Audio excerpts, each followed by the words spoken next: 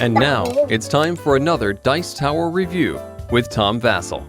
Hey folks, today we're taking a look at a game from Queen Games called Templar, The Secret Treasures.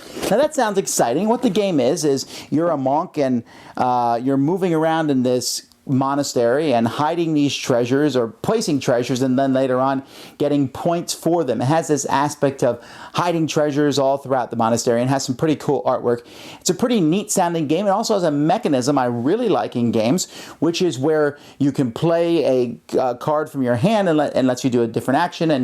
And anyway, that's something I really like, doing that sort of game. So let's see how this one plays.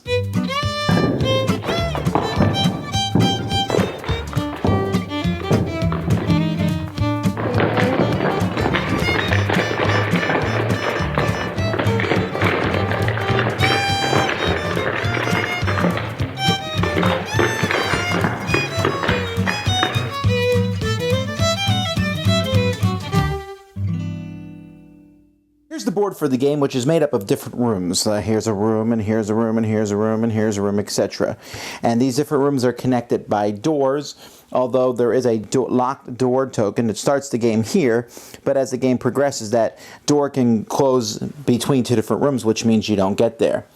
Each player is going to have a scoring marker, and they also have their own monk who is going to be placed all the way over here near one of the two entrances. This is the main entrance, although there is also a side entrance that if the monks leave over the course of the game, they can come in this entrance. Now what monks are going to be doing is they're going to be trying to store different items in these spots. You can see that this is a spot for a book here, while here's a spot for a chalice, and on the table there are spots for rings. Now there are three different types of rings. There are rings that have an octagon around the outside, ones with a square and ones with a circle, and you can place these on a table, but each one on the table has to be the same shape. So another square ring could be put here and another one could be put here, but no octagons or circles. So whoever puts the first one on any specific table determines what kind that table is going to have. Now what you're going to want to do is you're going to want to put these in these areas, and then you're going to want to score them. Scoring is going to be done with this abbot here. He's going to start the game in one of the rooms, and he'll be moving around scoring. This dude is going to be following him, this spy guy, and then this guy who is, where is he? There he is. This guy here, this abbot, he's kind of the no-nonsense guy. He doesn't approve of all these things, so he'll stop people from scoring in the room that he's in, or at least from touching the valuables. So you can't, any room he's in, you can't add valuables, score valuables for that, etc. Players are going to start the game with 5 rings. They actually have a whole ton of valuables, but these are in reserve, and they'll get more of them later. As the game progresses, players are going to have a handful of cards that they have here, and they're going to play one of these cards at the beginning of the game. Everyone's going to play a card and then flip them over and do the action on that card. In the future, on your turn, you play a card from your hand on top of the card that you've already played, and that card must be different than every card on everyone else's face-up pile. So, for example, if I played Anselmus here, on my turn, no one else can play Anselmus on their turn until I cover him up with a different card. So what do the different cards do? 3 of the cards, Anselmus, Josiah, and Lucas, allow you to hide jewels or items from your stock that you have and move your piece on the board. You can see that Anselmus lets you move 1 and place 3 items, Josiah lets you move 2 and place 2, and Lucas lets you move 3 and place 1. So let's say I play Josiah, and so my guy starts over here, and I say, okay, I'm going to move 1, 2, and then I'll place 2, so I'll place a ring here, and I'll place another ring on that same table. So those are the 2 items that I've placed. And again, you can place 1 or 3, and again, you can't place them where this mean, annoying abbot is. Playing Benjamin is very similar, except Benjamin, when you move, you get to move your guy 3 spaces. You will move and you will pick up someone else's jewel and move it to a new spot. Haha, I move it over to a new area. And maybe you do that because of scoring purposes. You can move your own. You can move someone else's, except in the very last turn of the game. Benjamin is kind of odd that way. Then we have Stephanus. Stephanus here, he lets you move your guy 2 spaces, and then you score 1 point for each person who's in the room, because you're showing off your stuff. So it doesn't matter who's in the room. So let's say the scoring guy's in this room and the purple's in this room, I'm red, and so I move 2 spaces in there. I should, hey guys, look at these pictures I drew. And then I would score 2 points. Porticus is a card here, and this card lets you move the door token, which locks the door between 2 rooms, which means people can't go there, and also you score a point. Now, Remigius, it lets you move the scoring gentleman on the board. And notice the little white token, because wherever he goes, the little white sneaky spy guy will move to the room that he moved from. So I can move him 2 spots and then score in that room. Now, when you're scoring in a room, so let's say, for example, this is the room that he is scoring in. And in this room, there are several rings, there happens to be a book, and there also is a chalice here. Each ring is going to score 2 points.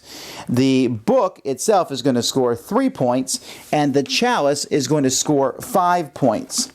Now, those points, once they're scored, will cause you to turn over each item to show that it's scored. Except for the rings, you only need to turn over one of your rings that's scored. So the more rings you have in a room, the multiple times that it can score, but they also score the fewest points, being 2. And each item has a scored side and an unscored side.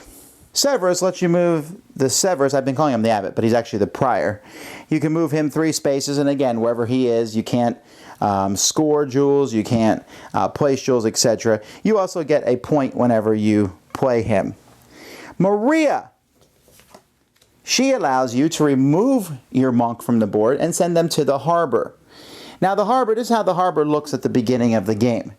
And you can send your person to any of these places here. There is a ship and different houses. And when you go there, to whichever spot you go to, you will remove those tiles from the board, but you will take one of each item and add it to your stock. So if I went here, I would get a chalice, a book, and a round ring. But if I went here, I would get 4 octagonal rings. If I went up here, I would get 2 books, a round ring, and a chalice. So I have to decide which one I'm going to, and once I go there, I'll take the items, add them to my stock, and remove this. On my next turn, when I bring my guy back onto the board, he can come in through either of the doors. Finally, the last card here is the Bell card. This is actually card number 1, but when you play this card, you are going to take all the cards that you've played back into your hand. You're also going to refill and add more tokens from a bag to this harbor here. The number of tokens is equal to the number on the last card you played. So if the last card I played was this one, I look there and it's 8, I would put 8 tokens, and I would start here with the red chip and just go around clockwise, placing 1 token as I draw them from the bag. So this will continue on. When there are no more tokens to draw from the bag, there's 1 more final turn, and then the game will end. At that point, each unscored ring, not books and chalices, they don't score any points. If you haven't scored it by this point, too bad. Each unscored ring gives you 2 more points. And then you're going to see how many rooms you have valuables in, whether they're scored or unscored. So then you'll look at this card here, and so if I have something in all 13 rooms, I'll get a bonus of 20 points. If I only have something in 7 of the rooms, I will get 4 points. You'll add these points to points you've scored throughout the game, and whoever has the most points is the winner. Okay, this game came with actually a couple misconceptions in me. I was thinking that this was kind of a fun family game. I read the description, looked it over, but playing it, it is definitely kind of a gamer's game. In fact, the theme is a little thinner than I was hoping for. Moving all the different pieces around and hiding the treasures, that sounds exciting, but essentially you're maximizing points. That's all you're doing. So you're going around and thinking, okay, I can move here, and then this guy will move from there. And so there's some interesting things. Some of the cards I don't really get, like moving the door and score a point. You know, why? Why did I just score a point? I mean, everyone's going to play that card at some point and they score a point. It just seemed odd in the general scheme of things that some of these cards let you score a point. And you're going to play them anyway, I guess. No one really wanted to move the door very often because moving the door is usually an offensive play against somebody else. And it's not as useful as the other things. The best cards, of course, are moving around and dropping off things and then moving the guy who scores them. The other cards is superfluous. Even picking up a ring and running to another room with it, with Benjamin, that's an okay action. So the gameplay itself is interesting. I mean, the rings are really the most valuable thing. Yes, the chalices get you 5, but you get 5 rings in a room and score that room. Those rings could be worth 6, 8, 10 points, sometimes. And that's a pretty neat thing. The components are good quality. There is one ginormous flaw in this game, and that's it. Now, I haven't played the 2-player. There's some special rules for 2 players, but I have played with the other number of players. And with 3 players, the game plays pretty smoothly and well. I like it. 4 players, it gets kind of antsy, and 5 players is terrible. Terrible. And I'll tell you why. Because you can only play a card from your hand that no one else has face up in front of them. When you're playing with 4 other players, you have to look around the table every time it's your turn and see what 4 cards from your hand you can't play. And you say, now, Vasel, you're making this harder than it seems to be. I'm telling you, this is a real pain, and it also so limits your options. You can't plan your turn ahead at all because you don't know what cards other people are going to play. You're going to assume they're going to play the cards that you want. So to speed things up, when we were playing with 5 players, I would call out the numbers. All right, on your turn, you can't play 1, 3, 8, or 2. So the person looks at me, okay, 1, 3, I already played 8, 2. Okay, so these are the 3 cards left. All right, wow, that doesn't leave me very good options. And it's just so frustratingly, it's such a slog. With 3 players, no big deal. I can't play those 2 cards. Fine. What are the other cards I can play? But I mean, it really, you think the difference between 2 and 4 isn't that big, but it really does. And I haven't played it with anybody who liked it in the 5-player game. And even 4-player, people were really getting antsy. 3-player, that wasn't a problem. But in a 4-player game, and just that constant having to check who has played each card. And the cards are not so differentiated. I mean, some of them are different color backgrounds, but some are the same color backgrounds. And so you look, the numbers are what's different and the picture's slightly different, but it's not as easy as you think.